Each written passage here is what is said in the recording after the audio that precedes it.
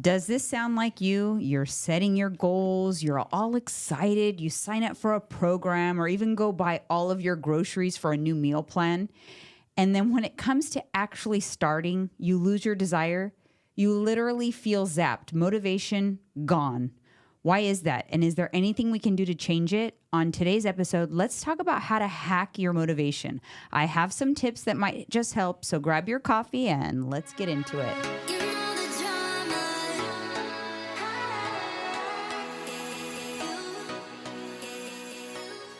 Welcome back, everybody. What up, what up, what up? It is another episode of Candidly with Coffee. Yes, it is. Welcome back to Candidly with Coffee, the show that gets candid about everything. Yeah, we don't hold nothing back at all. I think I like to reiterate what we are every once in a while. We are like having coffee with friends. That's how we think about it. Yeah. Yeah, like when we first started this, we just would talk. We didn't even have nothing structured. We just talk like we talk at home, and we just share with people. And next you know, we're doing one podcast, two podcasts, and this thing growing like a flower. Yeah, it's literally like coffee with friends, like not a snooze fest. We're not science class. No. We're just having coffee. We're just so anyways, cheers on that note. Yeah. Remember how we said it is we actually want to educate, but people ain't trying to go to school to listen to us. We don't make it complicated because I see things online, like for example, YouTube, and they got this whole drawn out formula about this and that. Oh, you lost me. Forget it. You lose me. I tune out. I'm done. Yeah, it's too much. Sensory overload. Bye-bye. Yeah, and that's, like I've said before, that's what we are. We're entertainment, educational, and entertainment. Yeah, I would definitely say we fall under educational, but of course, but also entertaining. Yes. Because we just, I don't know, we just have to. And we're ourselves. We're not trying to pretend to be something else. You know what I'm saying? Like, I got to be my own character. I'm not trying to be this or the person I'm not. No, it's fake. Yeah. Yeah, and it is episode, what is this? I think it's episode 497. It is, you guys. It is episode 497, and I do have some news. Episode 498 is going to be co-hosted by none other than my daughter, Alyssa Morris. Check that out. I get a break. Yeah, so she is going to be joining in studio. She hasn't even been to the studio yet, so we're excited about that. I'm excited that I finally got her. It's right before her birthday. Her birthday's coming up March 21st, and so what a good opportunity to have her in. And this time will be a better experience for her because the first time I think her nerves are getting the best of her because she's like you. Yeah. She's overthinking it, or like me, an overthinker. But once you get her comfortable and settled, your daughter, she can talk, she can flow. Yeah, I think that after the last one, it built up her confidence because everybody sure. was so nice in the comments on that episode too, which I thoroughly appreciate. Like I said many times before, we've really created like a really supportive community. Yeah. And it shows even in my challenge groups. Like I've been doing BBC challenge groups for a while, since 2020. And since the shift has happened where the podcast has grown and the majority of the people that make up the challenge group literally came in from the podcast, I can tell the difference in the sense of community, like the camaraderie and they literally become friends. They do. And I feel like that with even in the comments and even on the YouTube lives and stuff, I feel like people are communicating with each other or in Patreon. And I do love that. That's true. I see it in Patreon as well. But check this out. You said something very interesting the other day is we could have hid my situation from the world, not told nobody nothing, not documented, not talked about it like, oh my God, we don't want to show Mike's vulnerability. A stroke got him. You know what I'm saying? But instead, we shared with everybody. We informed everybody, and everybody was very supportive. Oh, wow. Opened up a lot of people's eyes. And probably, the ladies is probably pushing them to push their husbands to get their blood pressure checked, and themselves too. Yeah. Yeah. So it's nice. It definitely is like a sense of community. And speaking of community, help us out by making sure you're subscribed to this channel. Follow our Candidly_with_coffee Instagram. Share. Please share. Like, especially if there's a particular topic that we talk about and you know that particular topic might resonate with someone, share that particular video or podcast with that person, like ADHD or the stroke episode or whatever it may be. Exactly. Share that particular episode. And we just launched Off Topic episode 4. And so that's up on our Patreon, and that is all about Mike's various incarcerations. Oh my God. My little stories of from the streets to jail, a jailbird, whatnot, my experience in that capacity. Yeah. So anyways, so take a look at that. You guys, Patreon is growing. That community is really blowing up, and we're really excited about that. It is. I actually also have another announcement. I just officially booked my niece, whom was raised more like my sister. My parents adopted her as my brother's daughter when she was an infant. She's going to come on not only the podcast, she's also going to come on Patreon. So on the podcast, we're going to talk about her weight loss transformation and emotional eating, because that is something she struggled with, emotional eating, and her grief journey and her weight loss transformation, because I think I mentioned it on here, but if not, it was the live where I talked about, I'm going to kick off like a series of interviews on documenting various weight loss transformations with people who did different things to lose the weight. Just to share that not everybody finds different things that work for them. There's a blueprint, but there's a blueprint for everybody. Everybody has their own path, the way they take it, you know? Yeah. So she's going to share that, but then she's going to stick around for also the after show, and then an episode of Off Topic for the Patreon on narcissism and growing up in the household with my parents and their dynamic, because she has some interesting information that's come out in her therapy, as well as the fact that she lived with my parents the longest out of all of us. She stayed there until she was 31 years old. Wow. We all left early, a decade sooner than that. Yes. So she was there the longest, saw a lot, the most. She's willing to open up about it. So I'm excited to have her on the show. I think it would be very interesting. It's going to be very interesting for me to hear some of the things she has to say too. I think she needs the release personally. Yeah, that'll be good. Because she doesn't have to hold back on Patreon. She can let loose, really let it out, really spill the beans. Yeah. I know she's discovered a lot of things recently in therapy. So yeah, I'm excited to have her on. In other news, I want to have, there's a couple of hot coffee topics that I want to touch upon. Here we go. The first one is, what have you heard about, like the drama with Kate Middleton? That photo, like she's missing. The photo editing? Yeah. Like, or is there something more behind it? Well, there's a lot behind it. So she hasn't been seen publicly since Christmas, like 3 months. She had a health issue. I know that. Yeah. And that I do know. I don't know what it was. But no one has seen her. She had abdominal surgery. Yes. But nobody has seen her since she had the abdominal surgery. And they're being very vague about it. I thought, hold up, if I'm going crazy, I thought she was in a car with somebody, a family member, that she got out to show people that she's okay. Or was that when did that happen? I saw it on TV. I can't tell you when. Or wasn't recent? No, Yeah, that must not have, like today? No, not today. Okay, then no, because the latest that I had seen was that they have not spotted her. She has not been seen. And so there's a lot of speculation on maybe she's sicker than they're saying, number one. Or number two, they're separated and heading for divorce. And they want to keep that under wraps because the dad has cancer, and they're not even specifying how serious that cancer is. And it's serious. All right. I think it's pancreatic, if I'm not mistaken. So there's all of that. There's something is amiss with that whole situation. Sounds like the Royals are blowing up. Yeah, then she put out this photo that I'll put up on the screen that is totally photoshopped, and it said Happy Mother's Day, and it's her and the kids. It's totally photoshopped, so that got taken down pretty quickly. And then she put out a tweet on her joint Twitter or whatever account, X account with the prince, that, oh, sorry guys, like I was playing around with Photoshop as I sometimes do, and I badly edited that photo. Please forgive me, I took it down. No. First of all, that did not happen. No. Because it was not her. She did not edit that photo and then come out. Do you know how many layers of people have to look over a picture that goes out from the Royals? It's not, you don't just have access to just tweet whatever you want. No. So something is weird. They're trying to paint a story and a picture. Something is not right. I could have swore I saw on TMZ that the guy who took the picture came out and apologized about editing the photo.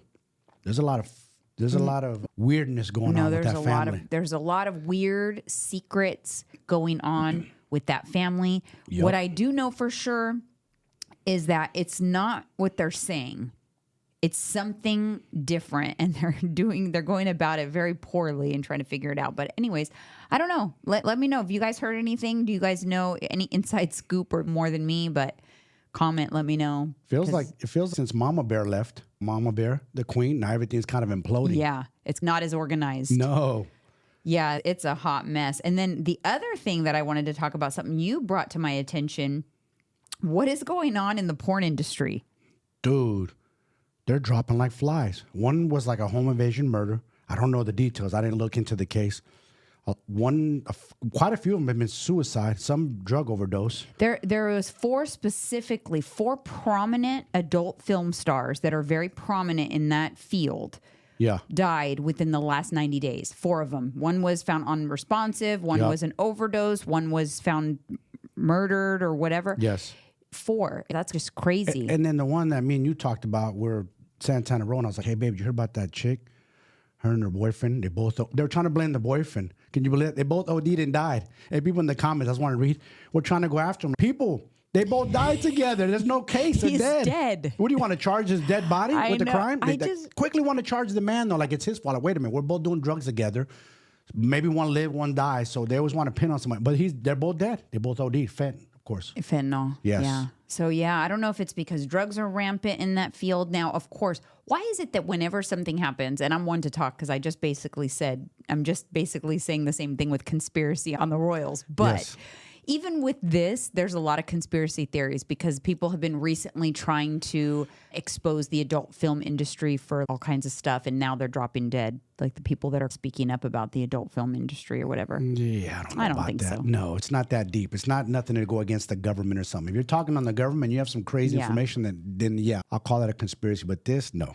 Yeah, I don't don't think so either. I just think it's funny that any little thing that happens and it's a conspiracy of some sort, or Illuminati or something. Yes, the Illuminati. There you go. Because everybody said off topic, John Cena came out for the Golden Globes with just covering his front on. People started saying that it's part of the Hollywood Illuminati. He has to do it. No, and that is for sure. That was to do something outlandish so that everybody can talk about him because he's in that movie that we watched that on Prime. What is it called again? Rickety something? Rickety Rick? Ricky Stinkety Rick. I don't know the name. It was a funny movie, though. I don't know, but it was a funny movie. Ricky Stanicky. Oh, that's what it was. It's a funny name. It's like a made-up character, and he became that character. Yeah, so anyways, I think that's why. And you know what? It worked, because would we be talking about John Cena had that not happened? Everybody's talking about it. Social media, TMZ, you name it, it's out there. He did something. Guess what? Then you go back and you watch the Golden Globes and give their ratings up. Because no one watches that no more. I think it was the Oscars. Academy. Yeah, the Oscars. The Oscars. I'm sorry, I said it wrong. The Oscars. Because boring. You didn't watch the Oscars? Yes, I have my cup of coffee, excited by the TV, like, yes, let's go Oscars. Hey, a lot of people have Oscar parties. You know that? Yeah. Boring. You don't want to have an Oscar party? No? Never in my life. I could honestly say, without a shadow of a doubt, that's a no for me, homie. All right, moving on to comment corner. Jesse2499 says, I just found you guys and you are just what I needed. 49-year-old going through perimenopause. I was ready to give up and accept that I'm just old now and this is it. But you have given me life again. Thank you for your videos and hard work. You are changing lives. I love this comment so much. Yeah. And Jesse, hell nah. Don't say that. We're not getting old and don't give up. A lot of people feel that. Listen, you're only as old as you feel. What I mean by that is, I know I'm 49, almost 50. You are right behind me, but we're not old because we keep ourselves young and youthful. I always say this. We have a lot of life to live still. A lot of life. Let's make it good. People act like the grave's coming tomorrow. Yeah. Oh, this is just it. This is my last year. Man, you better turn it around. We could be in here another 30, 40 years. Yeah, and it should be the best of times because you know that most people really find their true success and like really become millionaires and things like that. They're in their 50s. Yes, 100%. And also another thing is you really learn about yourself as you get older. You have a lot of life experience. You've been through the bullshit. You've gotten whatever the stuff that you had to get out of your system is behind you now. Now you hunker down and you get more serious with life, if that makes sense. Yeah, you just really know what you like. Yes. I don't know, you just have it figured out a little bit better. I don't miss my 20s when I didn't have it figured out. I didn't know what I was doing in my 20s. I just knew partying, drugs, and the gym. That's it. Yeah. I didn't have nothing figured out. Yeah. So, Yeah, you definitely, it is not too late to do, we do not throw in the towel. No. And I'm glad you found us as well. And hopefully we can help keep inspiring, because that's the point. That's actually the purpose, the whole purpose for my channel is to show people that you can be stylish, you can be fun, you can do all the cool things, be fit and healthy, and at any age, whether you're in your 20s, 30s, 40s, 50s, you can. Who says that you have to stop doing certain things at a certain age? Like, that's just ridiculous. Not at all. You should be youthful, man. Think about it. It's not how you. Yes, it is how you look on the outside, but it's also your mind. Make your mind youthful. Make yourself playful. Mm-hmm. Have fun. That's okay. You don't have to like, oh, I'm just old and decrepit. I'm just going to crawl in a hole. Nah, don't believe in that. Don't believe that hype. Yeah. And okay, moving on to the next one, which is Debbie Herbert, and says, I'm so inspired by your words. She was referring to episode 496 on building self-confidence, boosting of self-esteem. Going to look at just losing 5 pounds to start with and go from there. I can almost feel that relief of small goals. Thank you. I think she's referring to, we talked about the importance of setting small attainable goals so that they don't seem like such huge mountains to climb. So I'm happy that she's going to give that a try. Yeah, exactly. Got 100 pounds to lose? Take it 5 pounds at a time. Before you're 10 pounds down, you're a tenth of the way there. The next thing you know it, you lost another 10. You're 2/10 of the way. You got to look at it like that. Break it up. Yeah, break it up. It works with everything. It works with also with saving money. If you need to save $100, okay, you have $10, you're a tenth of the way there. It really does help to break it up like that. You do that to me all the time. When I tell you something, you break it up. You go, a third of the way. Because you set some pretty lofty goals for your YouTube channel, and you broke those goals. And I'm like, wow, baby, you're a third of the way past that now to 100,000 subscribers. Yeah. Feels good. Like you're a third of the way there. Yeah, because my goal, I'll put it out there in the universe, by the end of the year is to get the play button, the YouTube play button, which is 100,000 subscribers. It was a very lofty goal, and it's a big goal. And so now I set little goals week over week, month over month to get myself to that big goal. But it was big, and I was not on pace to get there. No. It was technically not a realistic goal, but I'm like, fuck it. I'm just going to just shoot for the stars and get that play button. And I think a lot of times we hinder ourselves by that. Like we either dream too little, or we think, no, we can't achieve that, so I'm just going to think small. Hell no, go for it. Tell yourself, hell yeah, I'm going to do that. I'm going to go for it. Next thing you know, your mindset shifts and everything just starts shifting along with it. And you're like, wow, I can attain that. Yeah. And we're going to talk about visualization and motivation later on in this episode. But just to put it out there, and you guys can remind me of this when it happens. Yeah. One of the things I visualize is, see right over my shoulder here, I have that cube that has the Candidly with Coffee logo on it. In that spot is going to be my YouTube play button next year. Next year. That's going to be dope. So that's my visualization. I actually picture it there. I'll probably Photoshop it there pretty soon and put a picture of it on my phone. But that's good though, see? Yeah. Because you're visualizing it and you're manifesting it and you're working hard towards that goal. Yeah. And it's not going to happen by itself, but it makes you work harder and do more to get to that goal. Yeah, and we're going to get into that specifically. I have some theories because I've been, in preparation for this episode, I listened to several different podcasts about motivation and I gleaned little pieces from different things that I've heard. Yeah. Picked up some gems from them? Yeah, and some gold nuggets? But in addition to that, I have my own gem. I had my own aha moment that clicked for me that I didn't hear anywhere else. It was just an aha moment for me. And I don't know if it's talked about, but I think you guys are going to like it. So we're going to get into it pretty soon. But before we get that, I have one more comment, and it's Roses133. I loved this comment. It made me feel better, actually. My therapist says, if you have to ask if you're a narcissist, you are not. A narcissist would never ask themselves that question.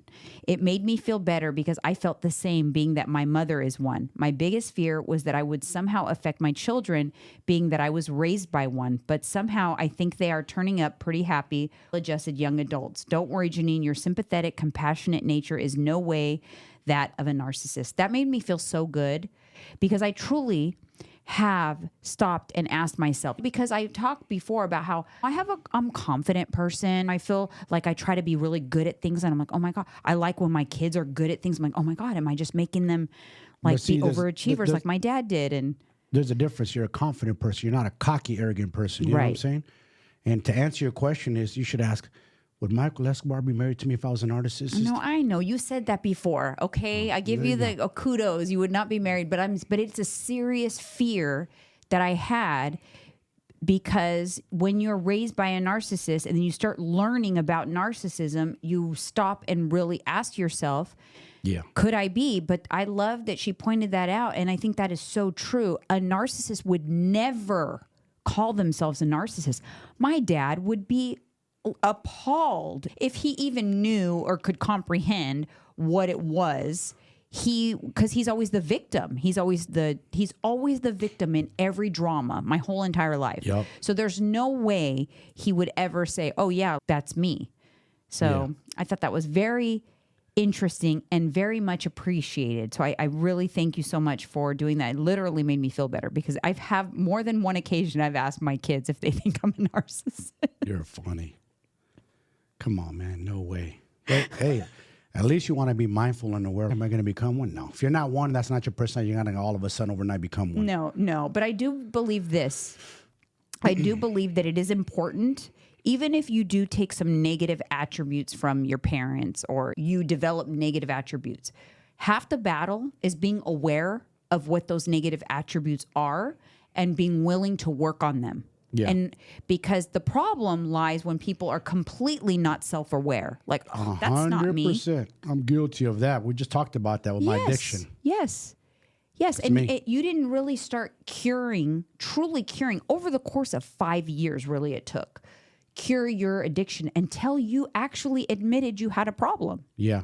And you know what's sad about this? I wish I could go back in time. Is my mother tried her best to protect me from this. Why? Because her father was a violent alcoholic. So she knew in her heart, like all mothers know, like my kids could become like my father. So she tried to protect us from becoming that. And she tried to protect me. And she told me. She told, exactly. There you go. She told you. She did not want you drinking. She said it was very dangerous for you to be drinking. Yeah. Because of your bloodline. How does she know? The immigrant mom, so smart. Mothers have a special intuition and instinct, man. And she was right. She was right 100%. And I wish I could tell her sorry, and I wish I would have listened better. She was so right when it came to that. But all right, you guys, let's move on to motivation. Okay. How the heck do we hack motivation? Listen, I know a lot of people, I know you say it all the time. Motivation is bullshit. Do not rely on motivation. Okay. I read something interesting about motivation. It's just a feeling. Comes and goes. Some days you might be charged. Today's a sunny day. I'm fired up to go to the gym. Yesterday was gloomy. I had to drag my ass there. So it comes and goes. So that's motivation. I like that you say it's an emotion. It's an emotion. I like that. So what is motivation? It is a desire to act in a certain way. It is having the desire to do something. Like, I desire to pick this up right now and drink it. Like, I desire, and that's why I'm going to do it. If I don't want to do it, don't you remember like your kids when they were growing up? I don't want to. I don't feel like they have no motivation to go clean their rooms. You're never going to have motivation to do like basic things. It's just never going to happen. You're so right about that. It's time to get up to school, kiddos. No, I'm tired. Or they try to pretend they're sick so they can stay home. Come on. My stomach hurts. Yes. Come on, man. Stop BSing. Get your ass up and let's go. So it is the force that makes you take action. That's what it is. It is the force that makes you take action. Yes, that's so true. You're right about that. If you have no motivation, you don't feel like doing something. Nope. In lieu of, when you don't have motivation, that's where discipline kicks in. The willpower. I wish I could remember the name that Huberman said. I remember it. You Anterior cingulate cortex. Oh my God, you Why remember. did it come to my head right now? You said it right. So explain to the people, explain to our audience what this No, what it you is. explain it. So basically here, this is where I heard it. I'll break it down for you guys. And you can go research it yourself on YouTube. I heard Dr. Andrew Huberman interviewing David Goggins, and he was so excited to tell him this. Like, why fit people, basically, we use fit people as they have strong willpower versus obese people do not. And that was the cause right there, is because the anterior cingulate cortex, which is the willpower part of your brain, the form part of your brain, gives you the strength to say no to things and say yes to the good, basically. And it grows every time you engage it, you utilize it. So every time you do something that you don't want to do or that you're not motivated to do, that part of your brain grows. Now, it is dynamic. It goes in both directions too. If you don't use it, it will shrink. So you have to constantly always practice using it, which means you have to use discipline to do the things you don't want to do when you lack motivation, so that you can grow that, because it'll get easier. It's proven now, scientifically proven. And I'm a big believer in Andrew Huberman. He's very wise, man. I wish they did a study of how many people can actually drive by when they're hungry, where you're like, I'm dying, I'm starving. You could drive by a fast food restaurant, not go to it, not give in. I wonder what the percentage of people would be. I must have a big anterior cingulate cortex. Yours? Yes. Yeah, 'cause I 100%. built that over time. And it was funny because I was just I was looking around my room today. I have about 4 different places in my office that I have some of my favorite chocolates and candies. And that's my anterior cingulate cortex constantly working. I'm keeping that sucker working, because I look at it, ooh, that looks good, but nope, I'm not going to do it. It's because I've built strong willpower over time. But we're talking about motivation. I do agree with you that we should never rely just on motivation. Nope. We should rely on discipline, all of that. But isn't it so much freaking easier when we're motivated? Of course it is. Especially if you have, let's say you got a goal, like I want to lose 30 pounds in 6 months because I got this event coming up. So you're extra motivated to do that. Exactly. So it's so much nicer when you're motivated. So even though I know that we shouldn't rely on motivation, and I know we have to build discipline and willpower, but I still want to, if I have the power to be motivated more often because I know how to channel it, then I want to do that. Yeah. Like, I'll be honest with you, okay? I'm going to keep it 100% real with you. When it's gloomy out, drizzly, whatever, cold and wet, and I know it's not going to rain, I am not motivated to take Pablo, my French bulldog, on a 3-mile little walk, a little journey. But when it's nice and sunny out, I'm extra motivated. Why? I want the vitamin D. It's beautiful out. The birds are chirping. That sunshine just gets me extra charged up. I'm being real about that. Yeah. So, but if you knew how to get motivated more easily, wouldn't you want to do that rather than say, no, fuck that, I'm not going to even try to get motivated, I'm just going to rely on my discipline? No, you're going to want to get motivated as often as possible to make life easier. Why not? Mel Robbins defines motivation, by the way, as it means you feel like doing something. Like it's easy, an easy action that you actually want to do. That's motivation. I listened to a podcast where she was talking about motivation as well. Motivation, the chemical in our brain that's directly connected, it's called the molecule of motivation, is dopamine. Dopamine. And listen, I'm going to be real with you again. Did I feel like doing those walks was gloomy? No, but I did it because chasing the feeling. I know I'm going to feel good afterwards. I know I got my steps in. I know I needed to do this. I have to. And you got to make it non-negotiable with yourself. Yeah, because if you can channel that feeling of you're going to feel better after, if you get really good at channeling that feeling, this is what I believe. I don't know. This is not something I've heard, but this is what I wanted to talk about. I feel if you get good at channeling that feeling, you can almost trigger your own little dopamine dumps. That's true. I agree with you 100%. I think so. I think that I had this freaking aha moment in my car, and I was thinking to myself, this is how I've done it.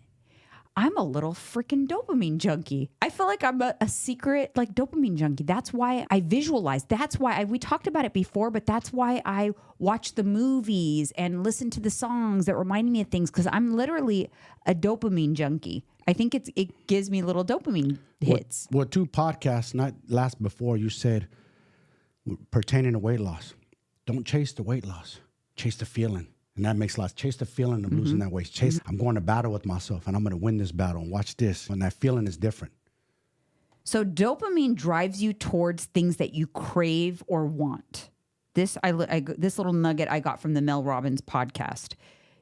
So you have to crave or want something in order to have motivation to do it. So what are the biggest things that actually cause us to get dopamine? What are some of those things that like trigger dopamine? It's like the worst things: social media, sugar, sex, cocaine. Do you know which drug? Did you just say sex? Yeah, dopamine. So that's why people get sex addicts. Ah, I got you. Yeah. It's not bad. It's just, like you said, in excess. I'm not saying it's bad. I'm just saying when you get addicted to those, they're dopamine junkies. It could be bad, yes, of course. But do you know which drug is the drug responsible for the most dopamine? So it triggers the largest amount of dopamine release when you take this drug. Do you know what it is? Ooh, you got me there. Let me think. Drug, right? Drug. Alcohol? Crystal meth releases more dopamine in the brain compared to any other drug. Dopamine is a brain neurotransmitter that serves a number of functions, including the feeling of pleasure. When crystal meth leads to a powerful surge of dopamine in the brain, people feel motivated to seek it out again and again, and they will stop at nothing to get it. Okay, here, I got something to say about that. She's right, and I'll tell you why. I never did crystal meth ever in my life. But I will say this, in the 90s, the rave scene was deep. The house techno scene was deep. And a lot of the ecstasy that was in the 90s, that was coming out in the 90s, was cut with the tiny bits of crystal meth. Because when that pill hit you and it peaked, and you're in the club and those lights are going, oh, you feel like you're on top of the world. It is like the most happiest feeling on planet Earth. So I agree with you on that. And they're extra motivated if you notice that. People on crystal meth. So are the crystal meth junkies the ones that when we drive through the city, we see them looking on the ground? They're like looking all over they're looking on the ground for like little shiny rocks or something? Those are more like crackheads. Oh. Okay, I'll make you an example. A lot of times people will have a mechanic who's addicted to crystal meth.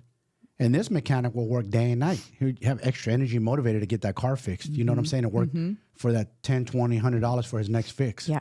Okay, so remember that the guys that moved us into our house, do you think were they crystal meth? I believe so. It's possible, I think. You think you guys, we had the craziest experience. It was a bad idea. We got referred like to these guys to help us move. They were movers, and years ago when we moved, and they were just junkies. Yes. You guys, it was all bad. I got mad at my boy. Like, why the F would you refer us to these dudes, man? I would have paid more just to get some professional movers, man. Never again. We're lucky they didn't rob us. Yeah. Anyway, so you want to create a crave and a want. So this is my epiphany. This is the epiphany that I had with creating motivation when it's not there. Doing the things that you don't want to do in a motivated state. How do you do that? How do you create motivation for something that you don't want to do? If you get really good at visualization, you can visualize yourself. If you know you have to do this, like I need to go work out right now. Why do I want to work out? You have to know why you want it and what it is that you want and why to be able to try for this to work. What do you want? I want a hot body. Okay. Yep. Why do you want it? Because I am going on vacation in July. So those are my what and my why. Still don't want to go work out right now. It's raining outside. Yes. Then what you do is you stop and you literally picture yourself in the hot bikini, walking out that day to the pool, feeling super confident. You're feeling the sun. You've got a drink in your hand. You're feeling the whole vibes and you're feeling yourself feeling so proud. Yes, I freaking did it. Feel it, taste it, smell it, and there's your dopamine. You'll get a little, if you get really good at visualization, you will get the little dopamine you need to get that motivation, to get the sneakers on and to go do your workout. I agree. That's a good way of looking at it.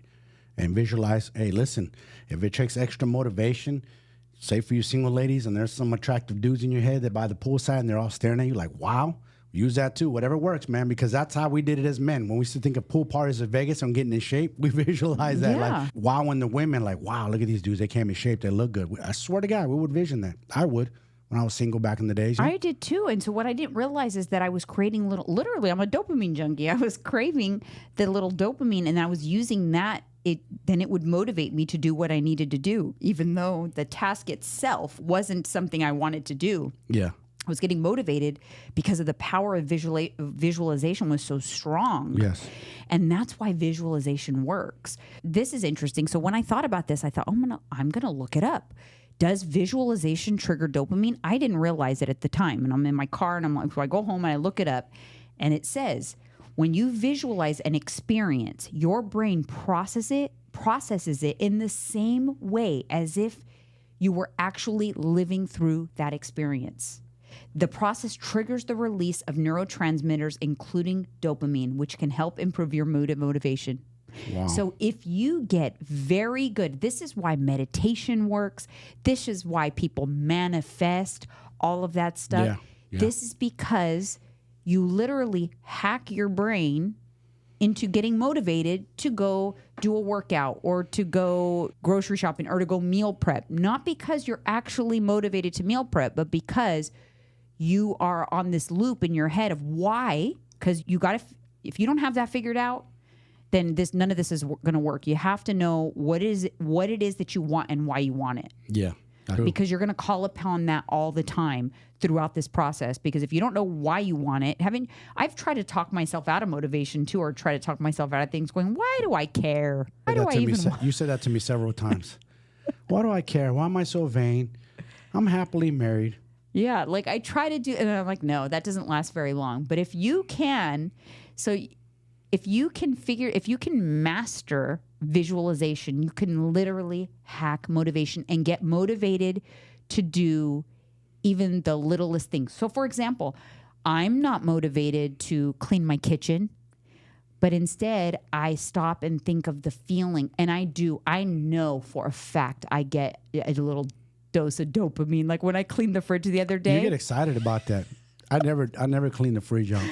I wasn't motivated to clean the fridge, but I was motivated because I sat and thought, no, but I love that feeling of when I open it and it's clean, and I visualized that. That gave me enough little dopamine to motivate me to go clean it, and then the surge of dopamine when I'm cleaning, finally wiping down the counters when it's all done. And then I open the fridge and I look inside and then I close it. And then guess what? You get home and I'm so proud of the fridge being clean. So I open it again. And guess what? When I open it again, what do you think happens again? A little more dopamine. Another rush of dopamine. What's funny is I wonder if I get dopamine from just some people just don't care. They leave their bed and disheveled because I'm going to go to sleep anyway. So why make it? When I don't make it, it's either I'm being super lazy for whatever reason, but 99% of the time I just autopilot. I have to make the bed. No, I 100% think all of those little things that we do on a daily basis, part of the cleanliness and all of that, is because that is what's giving us our little dopamine hits. So, yeah. And if I see anything out of place, or if I need to clean up and tidy up a little bit, I just autopilot. I don't even think about it. I just do it. It doesn't seem like a hard task. I guess some people, for them, it's impossible to do. For me, it's nothing. Easy. When we experience positive thoughts, such as feelings of accomplishment, love, or joy, dopamine is released in the brain's reward pathway, which creates a sense of pleasure and reward. This reinforces the behavior and encourages us to repeat it in the future. So if we do something and we get a strong feeling of that dopamine, it's very satisfying. Guess what? We're going to be more likely to do it again and again. And that's how routines and habits form. Yeah, exactly. I know what you mean. And I'm going to get a little off topic here.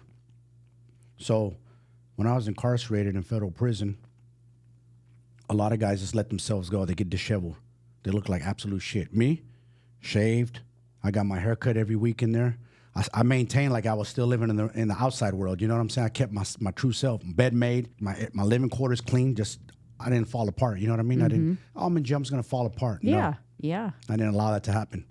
And I would check whoever's with me, my cellmate, hey, this is how we live and this is how we're going to do it. You don't like it? Go find another cellmate. Yeah, what do I always, remember I used to say, I need to put myself back together. So if I'm really busy and I got to get my nails done, I got to get my hair colored, I got to put a set of lashes on, I start to feel like, but then when I start to put myself back together, I feel good. And that feel-good feeling is literally little like dopamine releases. That's so true. You always say that. You always say, I can't let myself fall apart for too long. Yeah. Because then you start feeling, then you don't feel good about yourself. You start feeling down, and then you put yourself back together, you feel good. Yeah. A lot of people should follow that advice. Put yourself together, man. Don't let yourself fall apart. Yeah. And so on the Mel Robbins podcast, she was talking about how you have to create a crave and a want for something you have to crave it. Like the dopamine is a craving. Yeah. It's like a craving, and that's what's going to get us motivated to get it. And then it made me realize that we do this. This is what we do for cheat day. When we start talking about cheat day several days before, and we're planning out what we're going to have and all of that, we're creating a crave and a want, and then we're satisfying that craving on Saturday. We're following that pattern like exactly. Got you. You're right. Because we always adhere. Do what we have to do during the week? Stay on top of our macros, maybe even pull back a little bit so we have the extra calories for Saturday so we can enjoy ourselves. Because you want to enjoy yourself guilt-free. You don't be like, oh my God, I had the pizza now I feel so guilty. That's dumb. Yeah. Just enjoy yourself. So the problem is, and where hacking your motivation comes into play, is we don't crave doing basic daily things, right? But that's where and in the Mel Robbins podcast, she talked about, hey, dopamine won't rescue you when it comes to the things you need to do. But I actually think that could be disputed, because I do think you can still get dopamine dumps to do the things you need to do by visualization. Yeah. I think like you can get a little surge of dopamine, which in turn results in motivation by visualizing the reason why you're going to do the things you need to do. Visualize making the bed, washing the bedding, right? Yes. Visualize that feeling when you get into bed and it's a crisp, clean sheets and you put on some aromatherapy. Visualize you take a hot shower and getting into bed like, ooh, yes, that's such a good feeling. Okay, that's enough for me to convince me to do it. And then when you do it, and then you do have that feeling, you get into bed that night, you go, yes, this is what I wanted. Then you get even more dopamine and your brain remembers that. So next time it's not so difficult. And like I said, that's how I believe routines and habits are born. That's why you make the bed every day, because you like that feeling of getting into a clean made bed. You like that feeling, and now it became a routine, and now it's a habit. Yeah. Also, another thing that I have to fight with is the cold. Sometimes I'm like, oh my God, I'm looking for every excuse to talk myself out of a cold. Now I got the ice barrel thanks to you, but there's always that, you're looking for that little excuse to get out of it. But I tell myself, like, no, you got to do the hard things because you're going to be happy after. And it's 100% right. I always feel good after. It legitimately actually releases dopamine when you do that. Yeah, You're a little chunky too. I must be. I just know that it's hard and it's challenging. And I know 90+% of society ain't going to do it. They're going to look for a reason not to do it. They're going to talk themselves out of it. A la you. You don't want to do it. I'm not going to force you. But for me, I want to do it because it's hard. I want to do the hard things in life. I do not. I have zero desire to do it. I'm not, never say never, but as for right now, I'm not interested at all. And listen, I don't want to do this podcast to tell you guys like, okay, only do things when you're motivated, only go be a dopamine junkie. I'm not saying that, but I truly am. If you're aware that you can try to leverage motivation sometimes to make life easier, then why not try to leverage it? But on the same token, for sure, it is very important to learn to do the things you don't want to do, even when you're not motivated. That is just, unless you really figure that out and get accustomed to doing that, you're never going to really achieve big goals because it just doesn't happen. The minute that when you set your goals, you're super excited when you're setting them. But when it comes to actually do the things and the work that it takes to achieve those goals, all the wind is out of the sails. Yeah, exactly about that. And another thing you've been pushing me to do, and I'll keep it honest, is I hate doing videos. You know what I'm talking about? Like any kind of food videos, because I feel like I'm trying to talk through it and it's not natural to me. Like here, I flow. I could talk forever. But there, I'm trying to explain how I'm doing it. And I know they come out good and people seem to be loving them, you know, because I'm showing people how we eat and hacks and whatnot. But it's not natural for me. You know what I'm saying? But it will be natural. What do you always say? What do you say when it comes to that? Reps. It's not that I'm shy in the camera. I'm not afraid at all. No. It's just because it's a different kind of format. Yeah, it's different, and you'll get better. Just like when we first started this podcast, you weren't like you are now. You literally fell asleep sometimes. I remember. Do you remember? Yeah. I still do not buy your bullshit excuse that you said my voice is relaxing. You know what it was too? Is I wasn't in good shape. My energy level wasn't there, and my frequency was low. For being honest, compared to now, you see the difference. Yeah. Even after it came off my weed withdrawals, it was terrible. I was struggling to do this.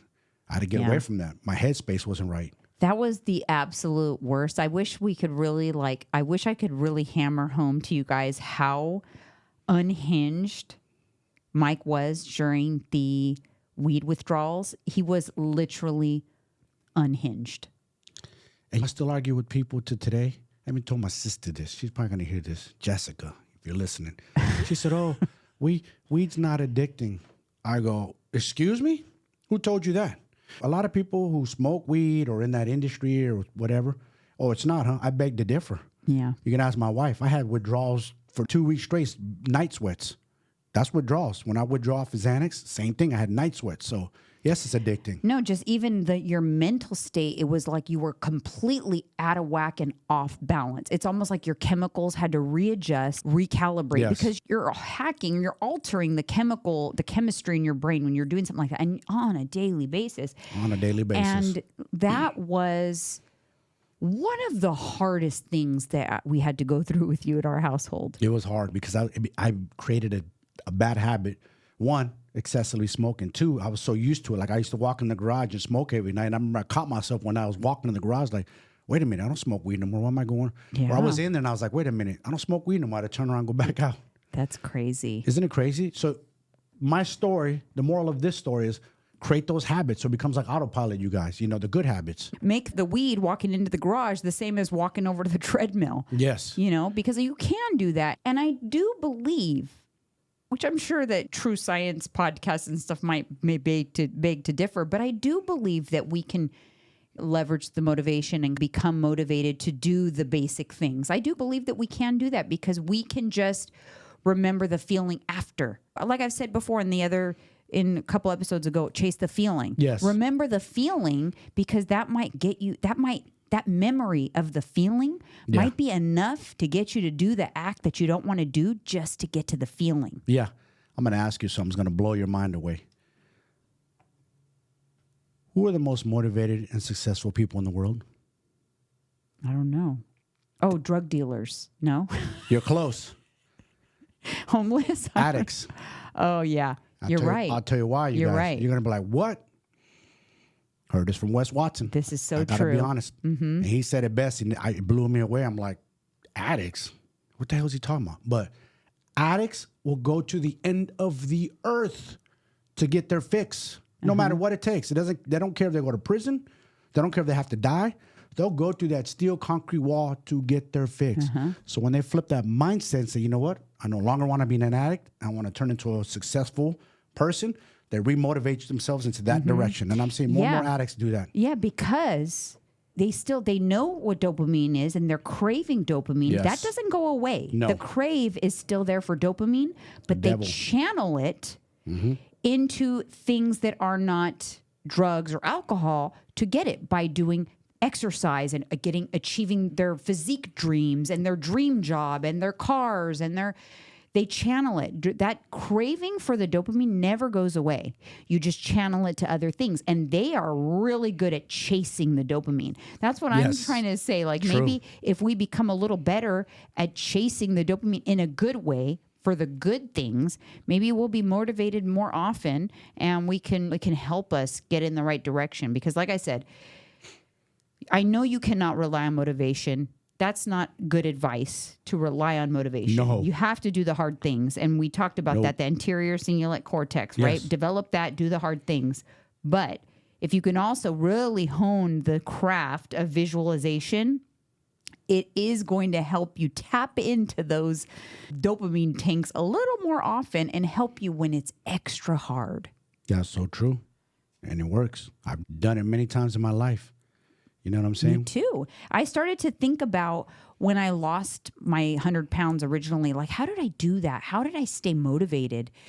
And it was because I was visualizing what I wanted to look like. That's what it was. I would always visualize it. And so when I would have a weak moment or whatever, I would think about, imagine like when you're able to go try on this clothes and everything fits. And I just constantly was in my brain visualizing.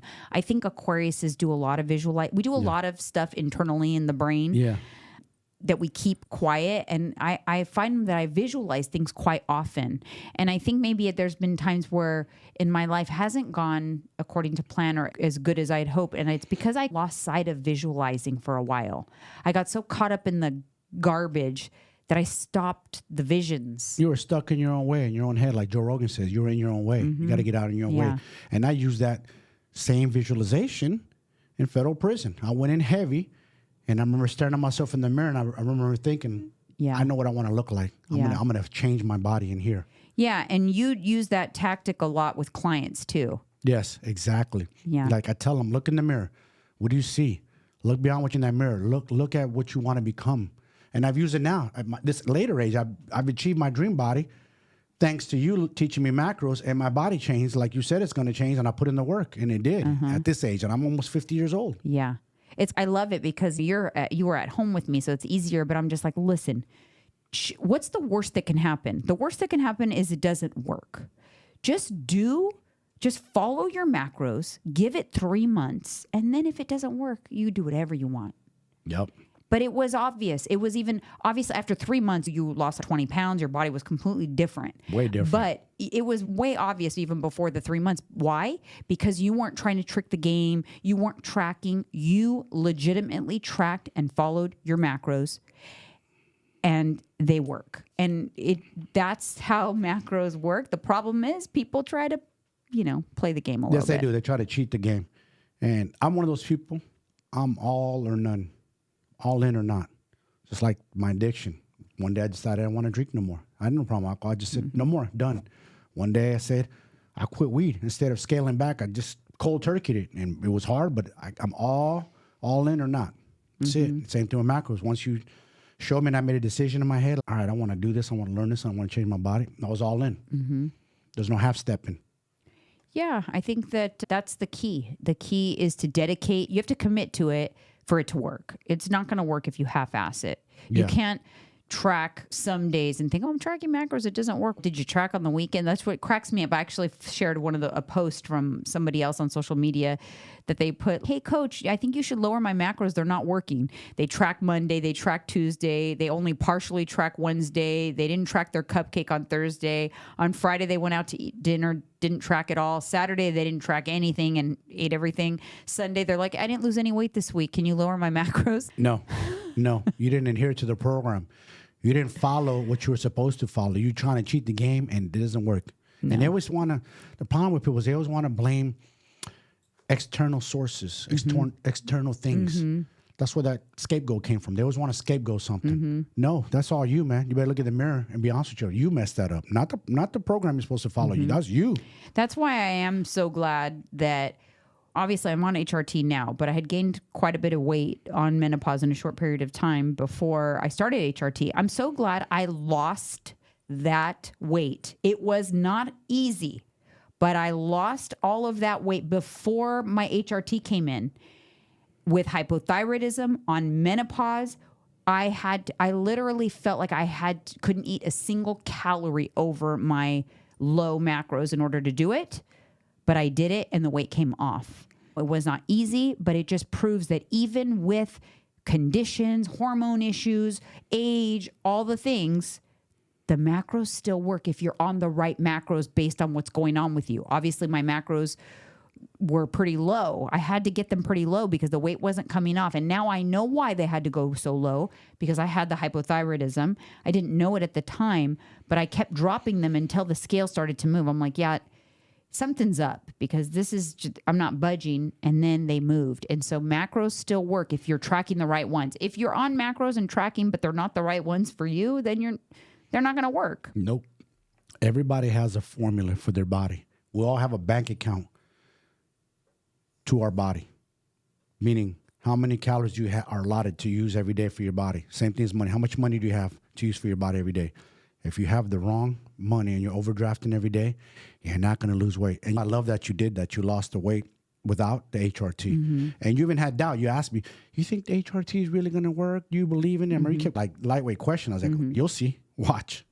Now, my body changed with the HRT. The muscle is obvious. Like I was able to put on muscle and I feel stronger, but the weight came off without the HRT. So that was important for me to experience that, because I've always believed that and I've always talked about that. I've done tons of videos on it, but there's just something so beautiful with experiencing it, so that I can really, with 1,000%, talk to my clients and be like, look, no, like, I know we just got to figure out the sweet spot for you, or you need to go to the doctor, get your hormones tested. Some of my clients they're like, yeah, I tested my blood work. It was like a year ago and it was fine. I'm like, yeah, mine was fine from 6 months before, and then suddenly I had hypothyroid. It doesn't mean that it's still fine. If you are on macros that should work for you, because I'm pretty damn good at figuring that out. If you're on macros that should work and they're not, you're either not tracking them correctly, you're making some mistakes in your tracking, or something is going on with your blood work. Some sort of maybe hypothyroid, maybe PCOS. You've got something going on that's impacting your metabolism, and these macros aren't right for you. So it's one or the other. And it's hard sometimes, because sometimes I just want to be like, are you sure you're measuring that nut butter? Are you sure? Yeah. Are True. you sure that you're not? And then it's funny because... Are you sure you're not sneaking into the cookie jar and grabbing a cookie or two? And you know what's interesting? And I know we're off topic, but this is why we have a Patreon show called Off Topic. We always do this. But yes. I want to share this really quick, because a lot of times I have to ask a million questions, and I feel bad because I feel like my clients are thinking like, you don't trust me. But then I have aha moments, and I'm going to share 2 aha moments that I've had pretty recently with clients. One, for whatever reason, my client didn't ever think that she needed to track what she was cooking in. So cooking oil, olive oil, like she would use a cooking oil because she's thinking, oh, it's to moisten the pan. It's not getting on the food. No, it's getting on the food. It's getting on the food, You're yes. putting oil on your pan. Yes. That's a significant amount of calories. That has to be tracked. You're talking like that could be upwards of 200 calories per meal in oil. And another thing, when we go out and get coffee, we measure and track our creamer. People think that's free calories. Creamer adds up quick. That's another one. So creamer and liquid calories, like just in general, they're not thinking that liquid calories count. Absolutely it counts. Yes, they do. And then another one is like protein powder and collagen, because they think that, and this might be maybe my misinformation at times, my misspeaking, or there being a misunderstanding, because I don't track supplements, meaning I don't track like fish oil or a gummy vitamin that's 5 calories or something like that. I just don't track supplements, but I do, and you need to track anything with a significant amount of calories in it, protein powders, collagen powders. Yes. That stuff has to be tracked, because that's a significant amount of calories. Yeah, like I don't track my electrolytes. I don't track my creatine. But collagen, yes. I believe the one we have by One Up Nutrition is 60 calories. Yeah. And your protein powders are very important. Those are not free calories, people. Look at the back of the nutrition label. Yeah, so those are some experiences that I have had. Yeah. So it could be something like that. And sometimes it takes a series of questions to really get to that answer with people, because it's just, I'm not thinking of it. I'm like, you're not tracking your oil? That's 130 calories for a bloop in the pan. When you do this in the pan, that's 3 tablespoons. Yeah. This. And we had an aha moment with me too, where I'd be getting coffee a lot, from Starbucks or whatever, and I'd tell them light creamer, and then watch them pour. Yeah. Dude, a quarter cup. That's a lot. They pour a lot. Like, I don't need that. I just need a little pinch. But they don't know that. They think light is just... I can tell by looking at the color. It's never light. It's never light. No. A pour like this is going to be a quarter cup. How many times have I measured? Like you guys, I've been doing this for so long. Yeah. I can grab a regular spoon and put it into the jar of nut butter, and 9 times out of 10, I will get it to the gram, 16 grams. Like I am just, because I've been doing it, like you said, reps on reps. I know a pour is a quarter cup. So if you're pouring oil on a pan, quarter cup of oil. Do you know what a quarter cup of oil is? 4 tablespoons. That's 520 calories. Yes. Where did the oil go when you go to serve your food on your plate? There's no oil lingering in the pan. It's in your food. Yeah, and there's a reason that when we eat out, let's say you order salad, which I watch you do a lot of times, salmon salad, chicken salad, whatever. You always tell them, 100% of the time, dressing on the side. Because those dressings, you said, man, this is like 400 calories just in dressing alone. And you just dip it a little bit. Yeah, because that little silver thing is 4 tablespoons. It doesn't seem like a lot. Nope. You put 4 tablespoons of a dressing that's oil-based. Again, it's about 500 calories. But Janine, I'm not losing weight. I'm eating salads all day long. You forgot to mention the oil. Hello.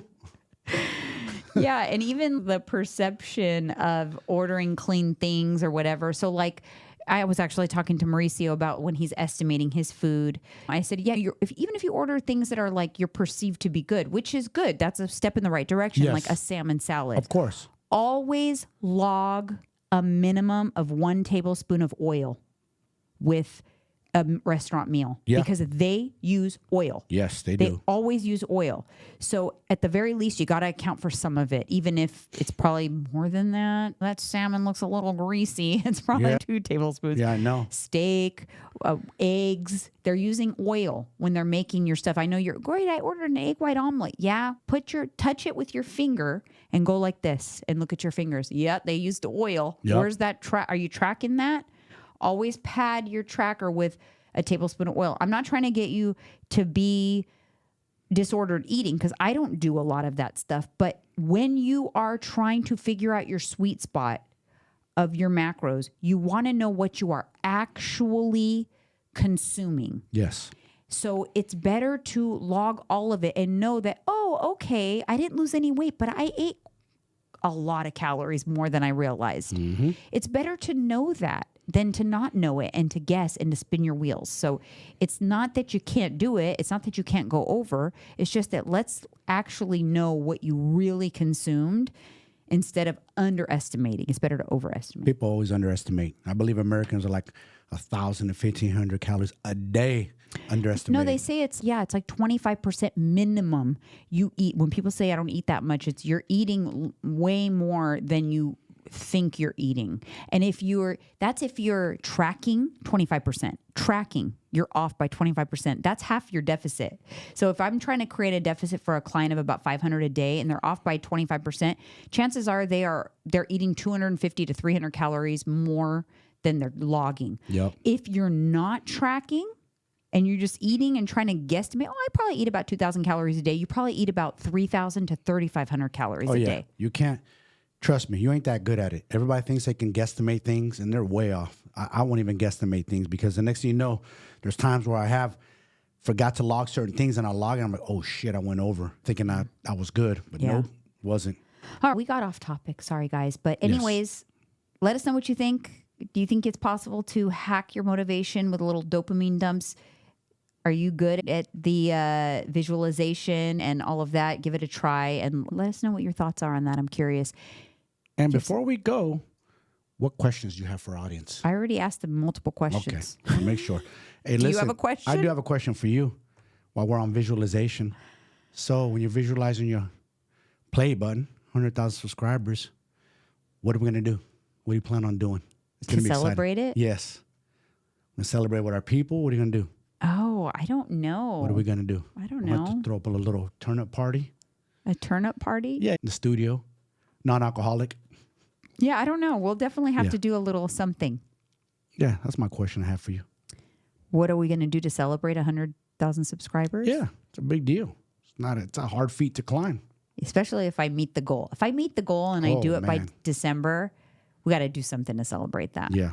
Oh, that'll be... What do you guys think? Maybe there's the question. What do you guys think we Yes. should do to celebrate Yeah. the play button? Because you're part of it. If you're You a are. subscriber of this channel, you are part of that.